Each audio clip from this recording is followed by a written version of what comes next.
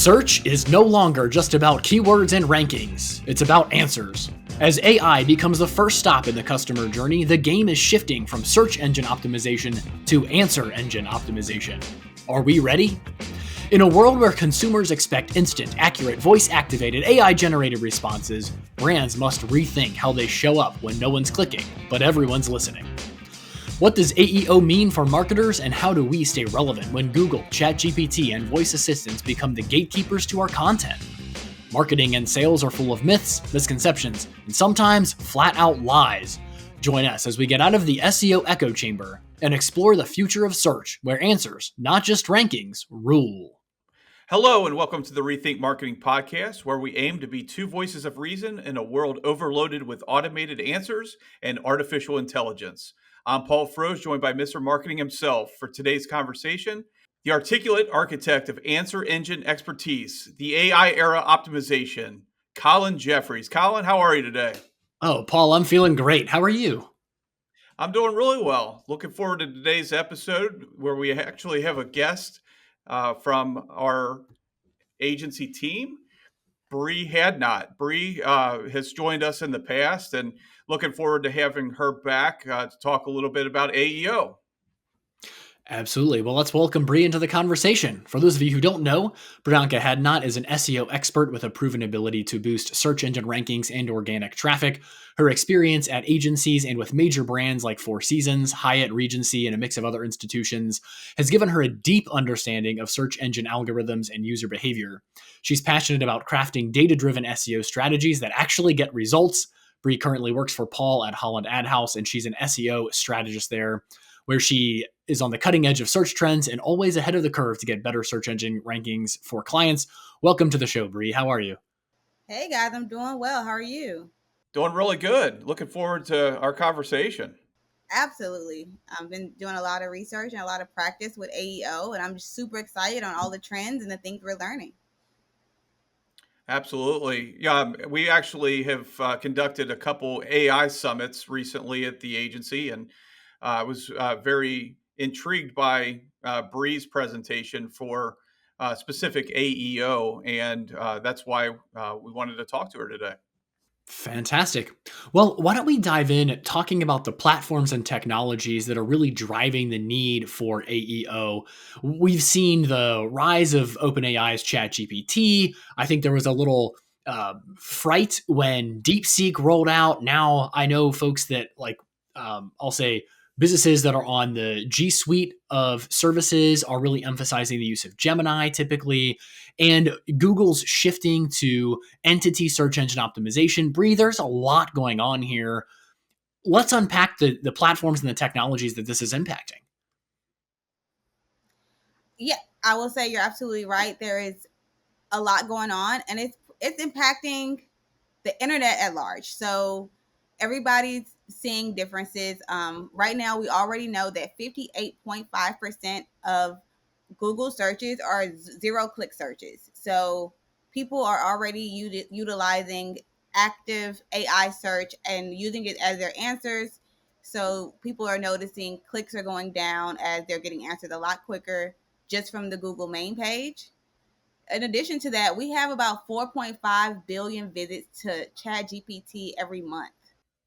Now, this is an interesting topic of conversation that I've been having with a couple of other marketing leaders in similar roles to my own, which is right now we're paying to show up on Google via Google Ad Network, typically PPC. This is also called SEM in some cases, but there's really not a way right now to pay to show up in Google's AI summaries. Bri, as somebody who's on the cutting edge, what do you see the future holding for folks who are trying to embed ourselves via SEM, I'll call it, into those AI summaries? Into the AI summaries, I don't know if Google's going to make that move to be in that AI overview. That is something they're doing as an opportunity for people to get those answers a lot faster than get better clicks. So right now, the real estate for PPC is a little bit lower. However, some of these ChatGPT, Claude, Grok, Perplexity, and so on, they are looking into adding ad and sponsorships into those services. So SEM will be following some of the same changes as we are. And just so we can take a quick step back, because I know that there's a lot of smart people that listen to this podcast, but for those layman's like me sometimes, Bri, will you identify exactly what AEO stands for? I know there's a couple different iterations of how that started and what it actually is now. Right. So right now we're calling it AEO, which is Answer Engine Optimization. These large language learning models are looking to answer questions really quickly. And so they're calling it answer engines. So your chat GPTs, your AI overviews, Perplexity, and all of these wonderful AI apps that are making our lives a little bit easier are called answer engines in some sectors. And so we call it answer engine optimization. We're trying to rank and influence it. So, Bree, just for me to tease this out a little bit and appreciate you anchoring us well, Paul. When I go to Google, typically I'm asking it almost like a yes or no question. I'm asking it one thing. When I go to ChatGPT, which is my AI of choice, but like you said, there are many other platforms. I'm typically engaging ChatGPT in more of a conversation. And so when we're thinking about answer engines, should we be thinking of it more so in the way that a lot of folks are using Siri or Alexa or Google, which is kind of, hey, here's a thing I need to know. What's the answer? Or should we really be thinking of this more as almost conversational answer engine optimization, if you will, more of like the way that a lot of folks are using ChatGPT, myself included, which is, I want to run a SWOT analysis of a business. That's not a yes or no question. I'm asking about different strengths, different competitors, buying behavior, things of that nature that really impact it. I'm using it really as a research engine versus I'm going to maybe Siri or Google or Alexa or something else when I want to ask about, can I substitute olive oil for vegetable oil in this recipe? Right. What I would say is similar to you, we're all using the internet in so many dynamic ways. And I think that's really the incredible thing about those learning language models is that it is adapting to how we utilize it. So if you're utilizing it in a conversational style, it's built to understand that and bring you in so many resources. Like you said, you can do a SWOT analysis, and it'll typically cite you about 25 different sources to get it correct, and look at all these different pages to do so. It's doing the same even if you answer a simple question like, can I use olive oil versus vegetable oil? So it can get very complex for you, or it can keep it very simple depending on the question. But every time you utilize it, it is learning a little bit more and trying to grow and understand. Like if you were to ask your particular chat GPT, tell me about what I do, it will give you a complete understanding because it's making a memory and it's adapting as you continue to use it. So, Bree, let's get a little bit more technical. So, what is it from an AEO perspective of how content needs to be structured differently when utilizing, what you do every day from an SEO perspective? Interesting. I think that a lot of people right now are wondering like, how is this going to change things? Your SEO foundational things kind of remain the same, but we do have to rethink how we're structuring things, rethinking how we go about titles, semantic structure, and things like that. So one of the things that I was actually talking about with a colleague was the idea of a hook, where we used to try to get the reader engaged and entertain them. That's out. We just want answers right away. So the first thing we want to do is think about answering users' queries and understanding what users are looking for. They have a lot of platforms that do that for us. And then utilizing that question almost as your title. And then the first 2 to 3 sentences should simply just be an answer to the question. And everything below that should be you be elaborating on that answer, utilizing title, structure, and paragraphs in a way. But what we're doing now is the thesis doesn't end at the bottom paragraph of your first paragraph. You don't tell them the answer at the end. You don't try to sell them at the end. You need to start at the very beginning, getting out that valuable information, and then providing more elaborate details as you go on. But that's going to be the best way and the most effective way to really influence those answer engines right now. I think that's really interesting because historically, Google really showed preference to longer form content, a lot of it very text heavy content. And so this is really a balance of, we have to have that deep, in-depth expert content, the EEAT, the EAT model that Google's PageRank algorithm has historically relied on. But now we have to serve it in these sort of tasty sound bites that, for lack of a better term, that Google or other answer engines can scrape and serve to people without any of the fluff. Absolutely. And I think that is coming from the influence of how social media has kind of shortened our attention spans a lot of ways. People aren't simply staying long enough to really catch on to content or get elaborate detail. They're not looking at long form content as much as we would like them to be, or taking their time with it as much as we'd like them to be. So Google's answer to that, and a lot of these answer engines answer to that, is, can you bring the answer forward faster and then elaborate, and the person that wants more details will likely click into your site and be more of a qualified user. So I think that's where I've found a lot of comfort in knowing that if I give them the answer and they are someone who's looking to buy or find a solution, and you have the answers, you're going to build that trust. And then you can bring in things like expertise, experience, authority, and helpfulness in that way. But right now they are prioritizing helpfulness. And that's why they want that answer as quickly as possible. So looking at that, Bri, one of the things that we talked about in our AI summit, and you did a good job of doing an overview of this, is that we really need to be rethinking social listening. We need to be rethinking sponsored posts on platforms. We need to be rethinking reviews for clients. So can you expand on that? Absolutely. So some other things that come into it and outside of content is, this is now going to be a social, it's going to be influenced by how well we listen to our consumers, what they're saying about us. So now it's not necessarily we kind of can share our brand and say who we are, and people have to take our word for it. These large learning foundational platforms are pulling from not only our website, but they're pulling from things like Yelp, your Google reviews. They're looking at your BBB. They're looking at your Angie list.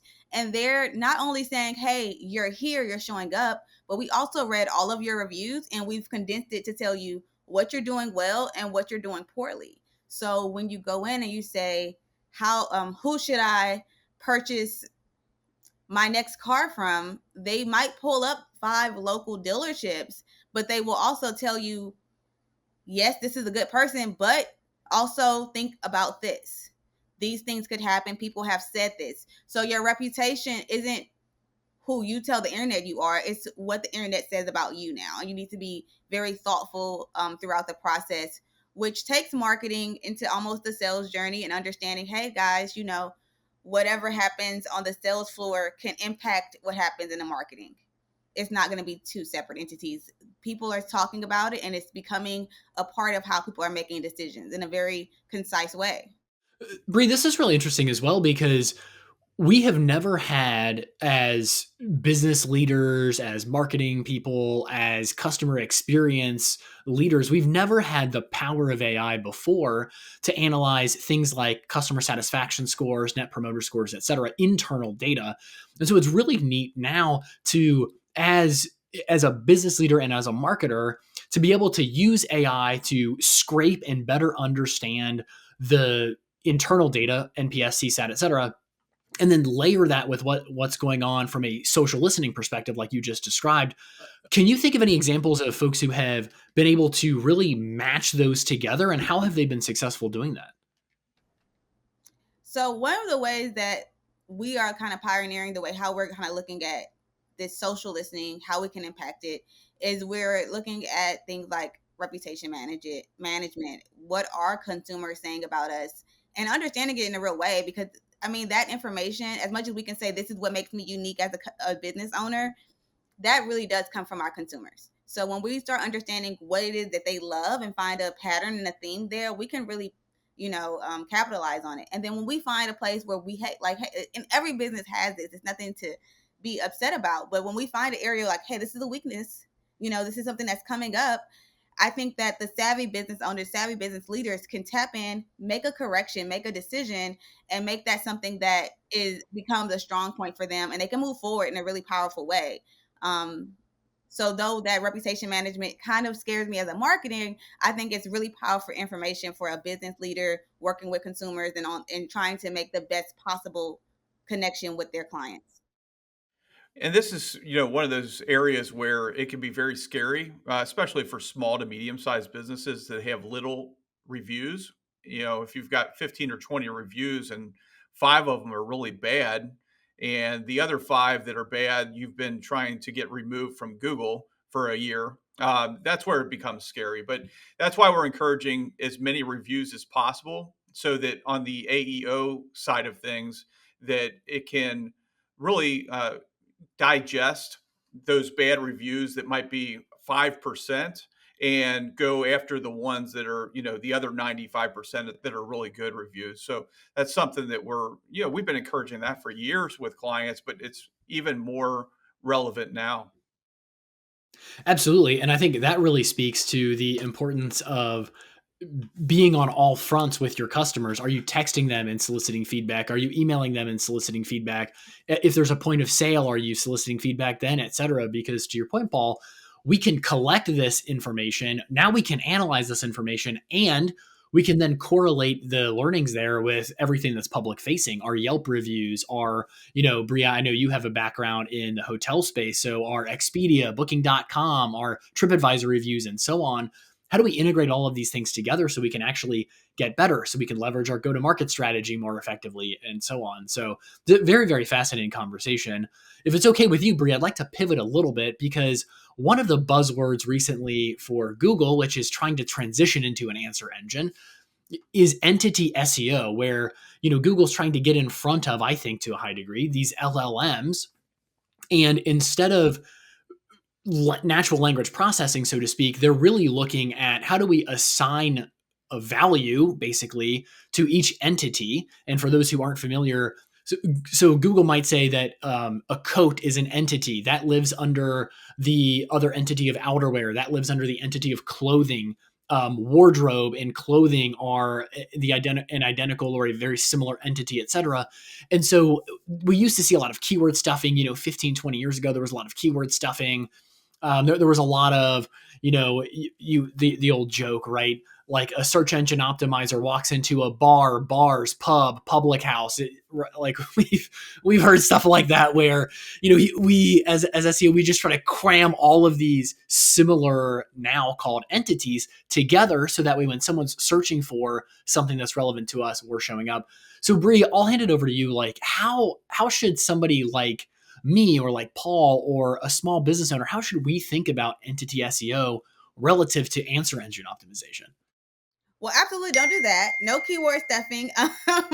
Google recently actually came out and publicly told us very clearly they want your content to be very natural, conversational style. They want it to be as if you're talking to a person, but they also let it be known they aren't interested in content that doesn't offer a value.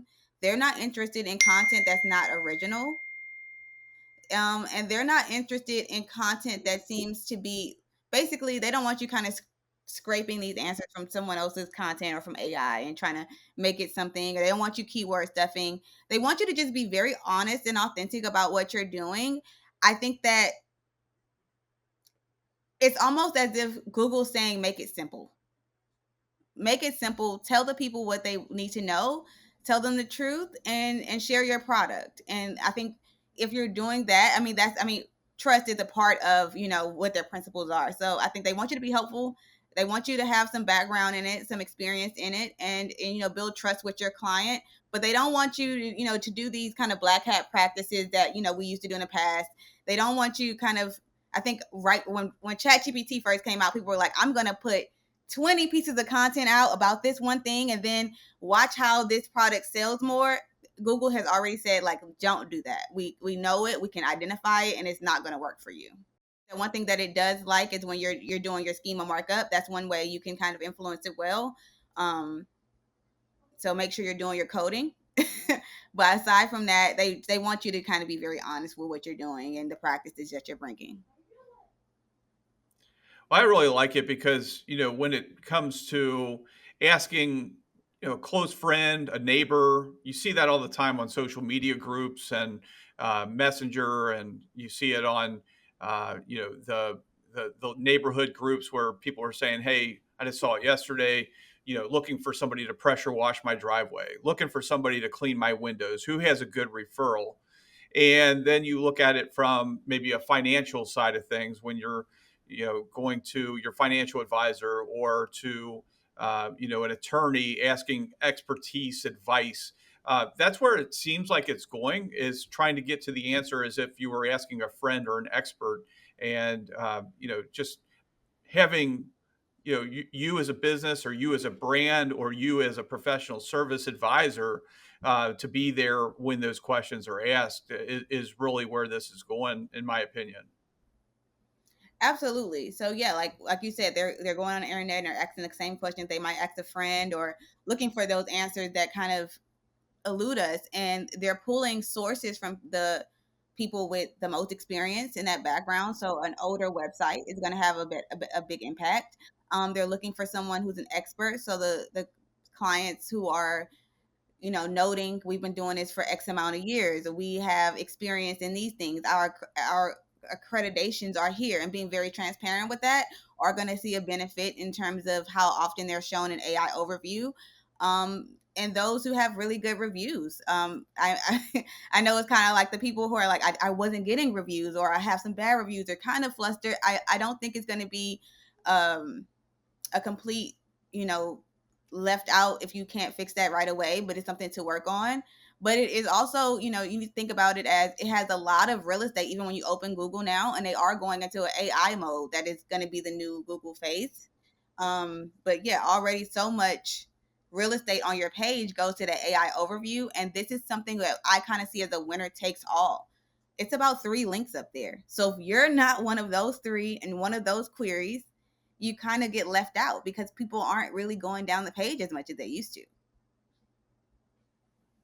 This reminds me quite a bit of the buzzword that arose maybe, I don't know, Paul, jump in here, but it was probably 8 or 9 years ago, maybe a little bit longer than that. This whole concept of thought leadership.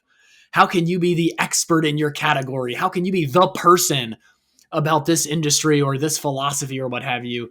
And it seems like now we've gone from thought leadership to things like keyword stuffing, right? Where we just have to be in the conversation. We just have to get to page 1. We got to be in the top 5, to now back almost to this thought leadership idea of, how do I out expert these other people who are in my industry, who are creating great content, who are publishing content on these different channels, who are getting good reviews just like me, etc.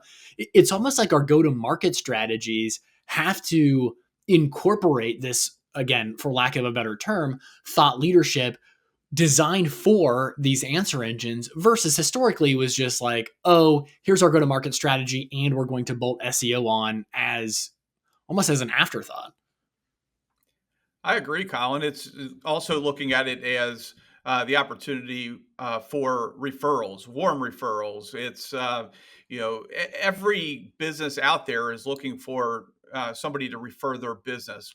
The large credit card companies are doing it for $100 rebate or $100 credit. You look at, even retail, you look at professional services. Everybody's trying to figure out how their business or how their brand can get referred by somebody that's happy. And AEO is going straight to that point. So let's wrap it up there, because we've got a lot more content on the other side for next week that we're going to continue the conversation with Bri, if that's all right with both of you. Yeah, sounds great. Thanks for joining us, Bri, and thank you for joining us, everyone. We'll reconvene this conversation next week on the Rethink Marketing Podcast. Until then, keep rethinking those common assumptions. Thank you so much for listening to today's episode. If people want to connect with us, where should they go, Paul? RethinkMarketingPodcast.com, Colin. What can listeners do to help us in return for the sage marketing wisdom and our pithy humor? They can help us by leaving a review on their favorite platform, or sharing this episode with a fellow marketer to help them cut through the clutter. Well, until next time, keep rethinking those common assumptions.